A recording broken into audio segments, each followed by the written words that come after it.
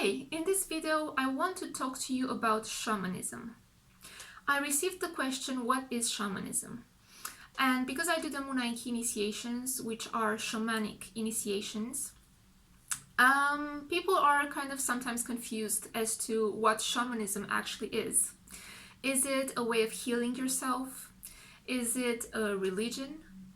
So I'm just going to give you my perspective on shamanism, with what I have experienced as being shamanism throughout my life, and of course what I have practiced as being part of shamanism or shamanic traditions.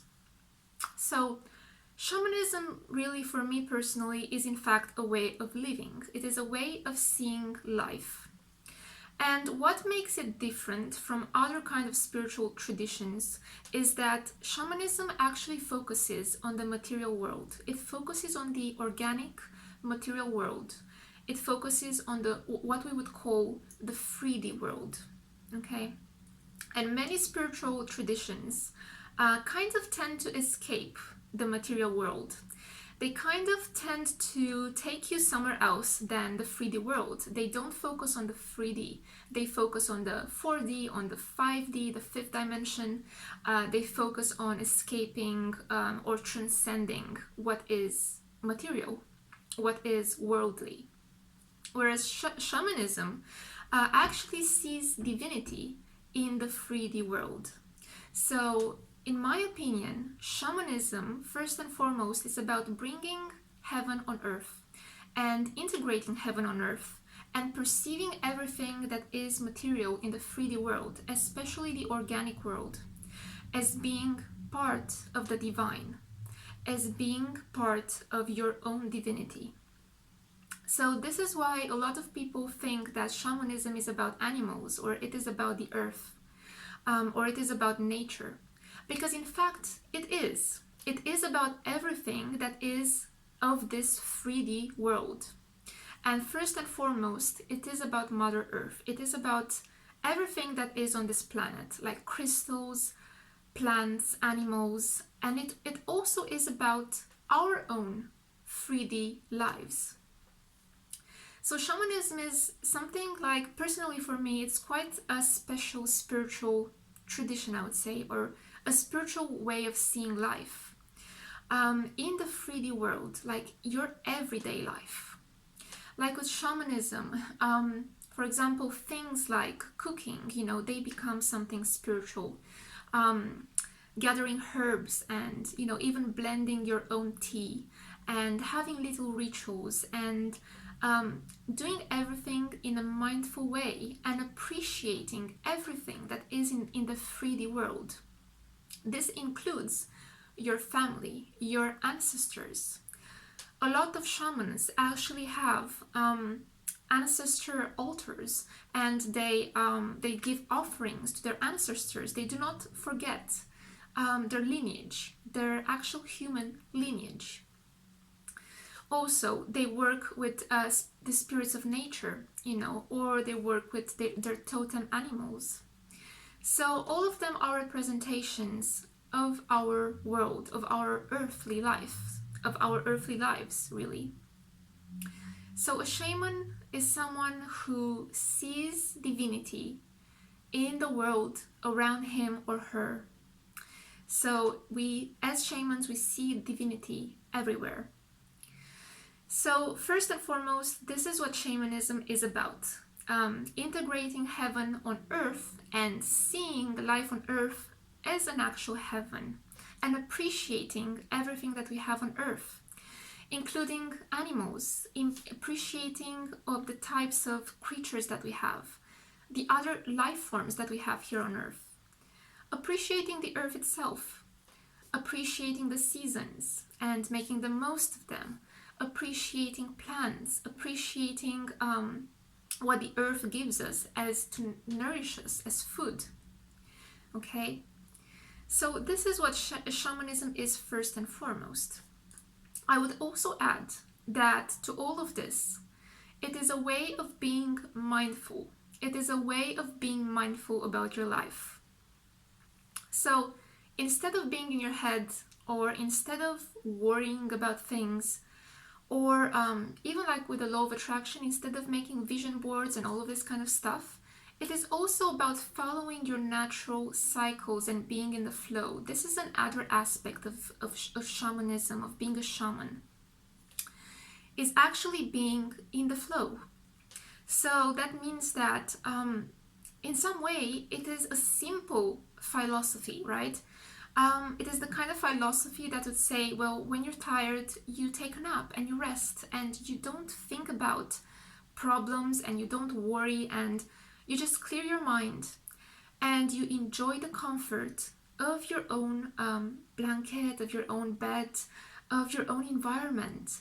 You enjoy the light that is around you, whether it is a soft sunset light or whether it is the light that comes from a beautiful lamp that you have in your room. Whatever it is, shamanism is about perceiving the elements around you. So that also includes light, it also includes fire, water, it includes all of the senses. So shamanism is really about seeing divinity in everything that is around you. Now, that being said, of course there is shamanic healing. So there is what we call shamanic healing. And there are other things that shamanism is greatly used for, like for example, shamanic journeying, right? Shamanic journeying is another part of shamanism, and it is about you exploring yourself as a soul. So apart from, of course, what I just said about the 3D life, apart from you enjoying your 3D life through shamanism, through being more mindful, through being more connected to your life, your everyday life, and to the earth itself. Shamanism is also about journeying.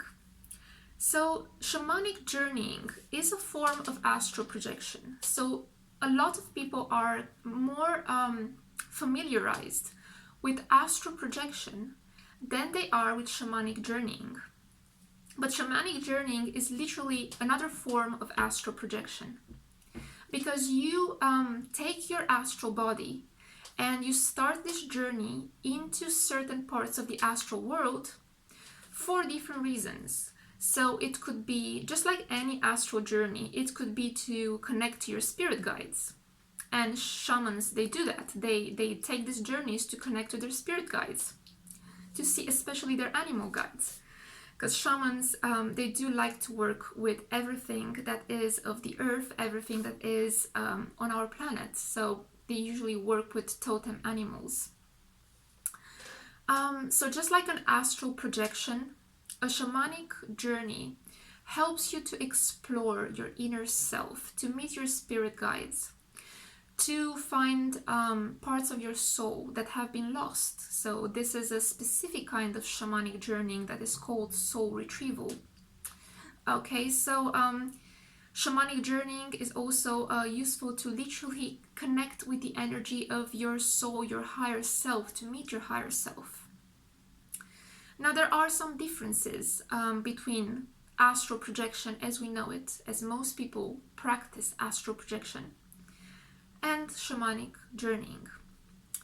Now, most people, when they want to connect with their spirit guides or with their higher self, they journey upwards to what the shamans call the upper worlds, or the upper world. And this usually is the sky. It's about the heavens. It's about up in the clouds, basically, going higher and higher and higher, which is what a lot of people do for meditation. They rise up. They go up when they go into astral projection. Whereas shamans, they go into their astral projection through the shamanic journeying into the lower world. The lower world is actually the world that is organic, that is the primal world of Mother Earth, is everything that belongs to the earth and is not man-made. So it is in its purest form. It's almost like an organic plant and animal kingdom, right? So this is the lower world. So shamans journey to the lower world. And in fact, to be quite honest with you, it might be confusing, but it is exactly like an astral projection. The only difference is that you don't go up, you go down. And by down, I mean you go deeper and deeper and deeper into the earth and into the earth elements, instead of going into the sky and floating away.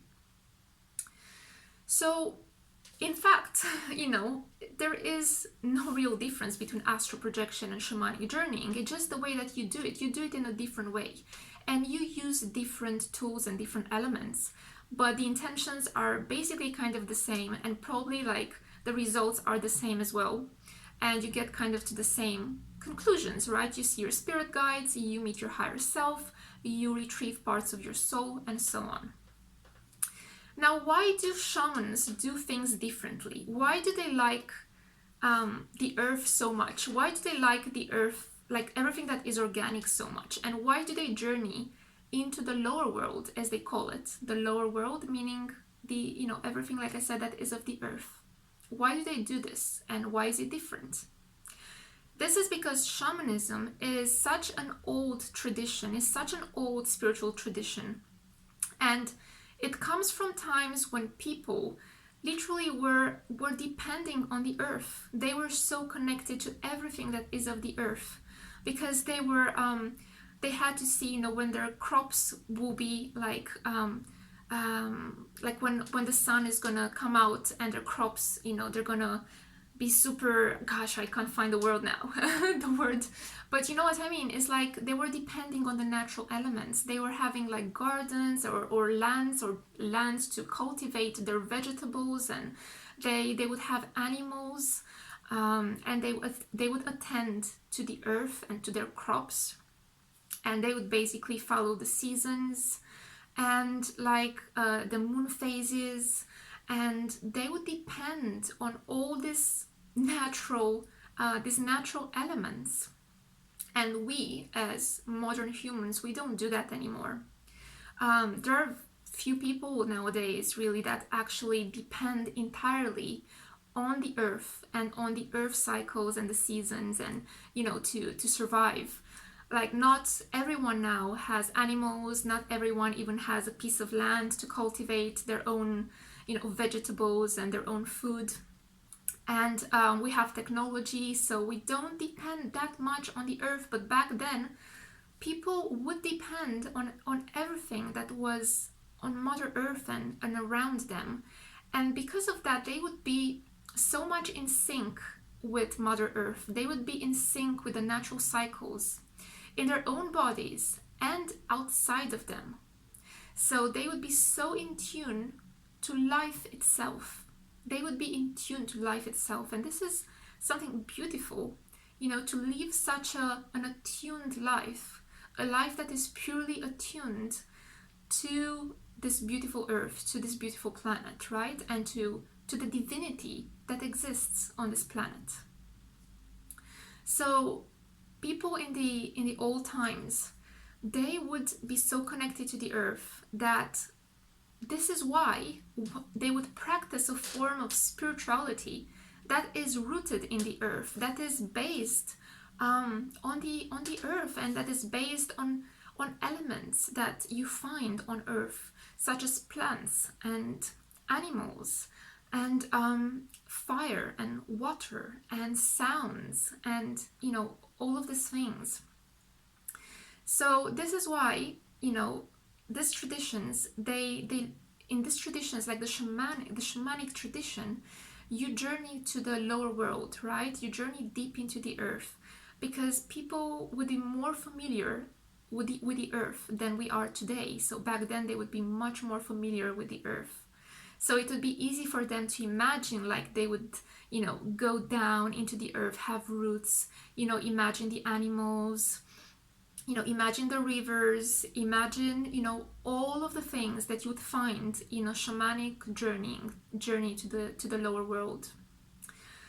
So this is why shamans, they use so much natural elements into their spirituality. So this is why they journey to the lower world. This is why they connect with spirit guides that are animals, so power animals or totem animals. And this is why they use so much of the natural organic elements of life in their way of living and spirituality. So this is a tradition that has been kept from old times.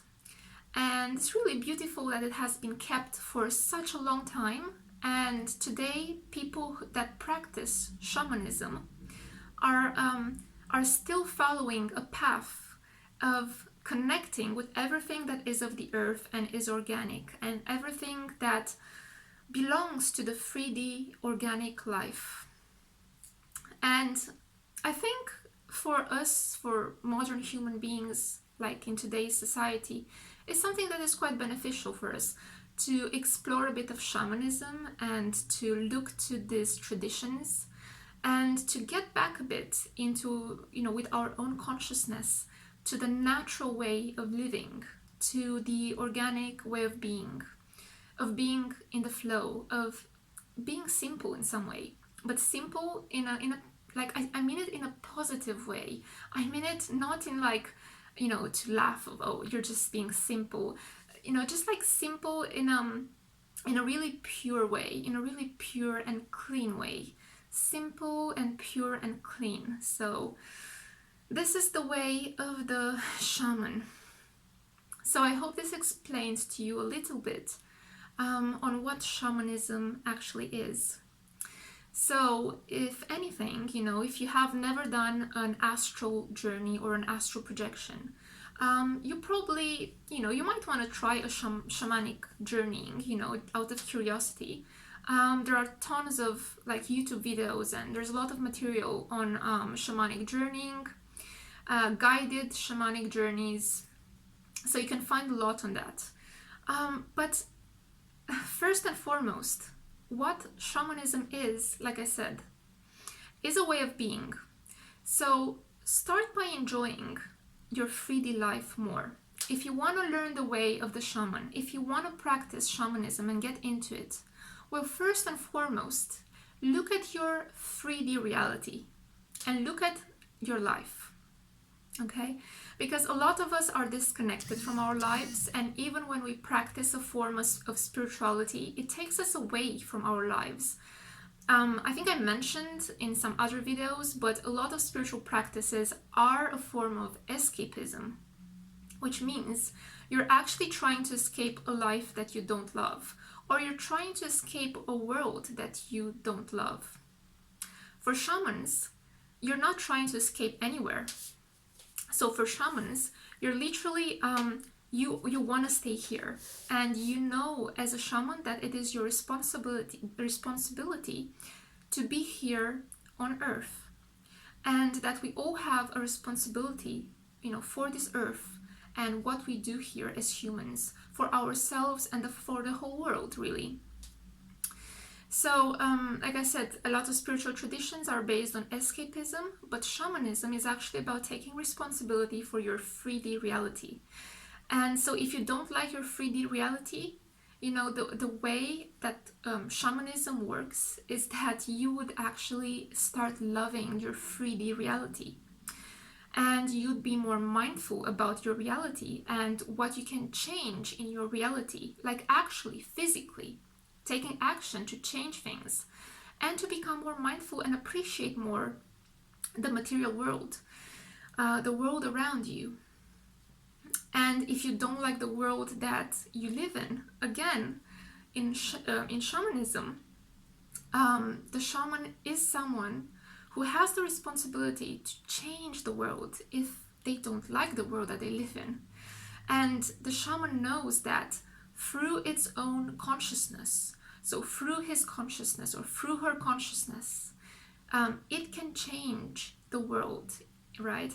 The shaman is actually saying in the Munaiki, the shamans say that you dream the world into being.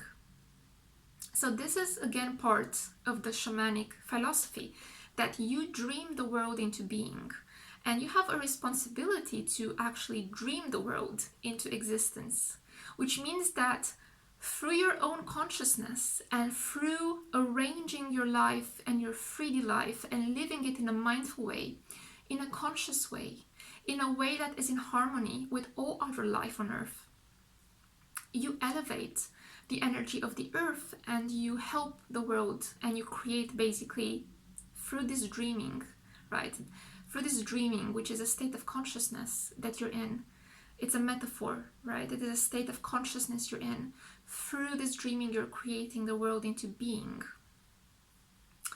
So, yeah, shamanism is really beautiful because, like I said, unlike many spiritual traditions, it does focus on your everyday life and on your 3D life. So, like I said, if you want to practice shamanism, start small, okay? So start from the shamanic philosophy, which is about you living life in a more mindful way and knowing that if you are happy and satisfied with your own life, and if you envision a better world, if you envision a better life, and if you start and do small steps to create that vision of yours, things are going to change for yourself and for people around you. So that would mean if you might want to, like, small things, right? I'm just going to give you some examples so that you can understand. So I'm just going to give you now some examples of how you can start practicing shamanism in your everyday life. Eating in a healthy way. This is a really basic and small thing that you can do. Eating healthily and eating maybe organic food. Eating, free range, organic. Trying to cook it, in a healthy way. Being mindful when you eat. Okay, so when you eat, be mindful of the taste, be mindful of the texture. Don't rush and sit in front of the TV and be completely unaware of the food that you're eating. Okay, be mindful of your food and enjoy your food. Have pots of plants around you. For example, get some basil, or get some plants that help rise your vibration, and have these plants and nurture them. Put crystals around them. Maybe connect to the animals more. Connect to nature more. Okay, but also other things such as, have times throughout your day when you can just be. When you can just be and not be in your head, but actually be in the 3D world, in your body, in your senses. By the 3D world, I actually mean being in your senses, just simply existing, just simply being. And this is why, personally, I do associate shamanism strongly with mindfulness, okay? Because when you're in that mindfulness and present state, this is the natural state of the shaman that is connected to everything around him or her. So the shaman is connected to all the elements around. A person that is practicing shamanism can perceive, for example, the light in a room. It can perceive the light as being gentle, as being beautiful, as being strong, as being it can perceive differences in smells and light, and it really is paying attention to all the senses and to everything around. It is also said that shamans can control, and I've seen that actually. I've seen some shamans that can control the elements. So they literally can control the light in a room because they are so connected to all of the electromagnetic fields around them. They are so connected to the prana, to the pranic energy. They are so connected to the present moment and to all the elements around them that they can control the elements. So being mindful, for example, of the elements around you, of the energy that is within everything around you. So instead of trying to escape through a lot of meditation, through a lot of thinking and journaling and being in your head a lot, and I'm not saying you shouldn't do this, because yes, this is another way of pursuing a mindful and spiritual path, journaling and meditating and so on. But if you do it too much, like I said, you tend to escape the real world. What is real? What is actually around you? You don't pay attention to what is actually going on around you and what is in front of you. So as a shaman as well, you'd notice the energy in the things around you, not just in the people around you, but in the things around you. So let's say I would take this crystal, right? And I'd start noticing the energy of this crystal. So you'd notice the energy in this crystal. You'd literally feel the energy, or you'd perceive it through your senses, through your heart, through your psychic ability. We all have a psychic ability. We all have intuition. We just need to pay attention to it, basically, and to use it more. So you'd pay attention to every object. Every object has consciousness, whether you know it or not. I talk about it in my seminars a lot. Every object has consciousness. And I actually tell people, you know, in my workshops, I can see the etheric energy that is around every single object. So around every single object, there is an etheric energy. And everything that we perceive as an object actually has an energetic signature. And we could even call it a memory. And this is why, like, it is well known that with jewelry, for example, jewelry actually stores a lot of energy from the people that have worn this jewelry, for example. So if in your family you have like an old ring or an old piece of jewelry, it is really beneficial that you clean it, you cleanse it before you use it, because it probably has a lot of energy and a lot of residual memory in it. So objects, they store energy, they have residual memory. So this is what I refer to when I say you perceive the energy of everything around you. And energy is different because it feels different. It feels different. And the more you are connected to the 3D world, the more you are connected to everything that is around you in the 3D reality, that what we call the 3D reality, the more you're going to start to perceive the energy that is around you. So the energy that is in every object around you, in every person, in every living creature. So even in your house, right, there is an energy. In some parts of your house, you may perceive a different energy than in other parts of your house. And people don't even pay attention to that. So that's the whole philosophy, you know, that's whole tradition called Feng Shui. But anyway, it's all based on energy. So in shamanism, you pay attention to these things.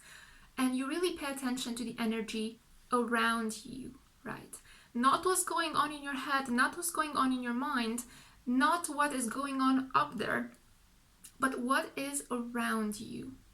What is around you? Notice the energy in all of the things around you, in the room, the energy around you, the energy in objects, the energy in people, the energy in from the situations in your life.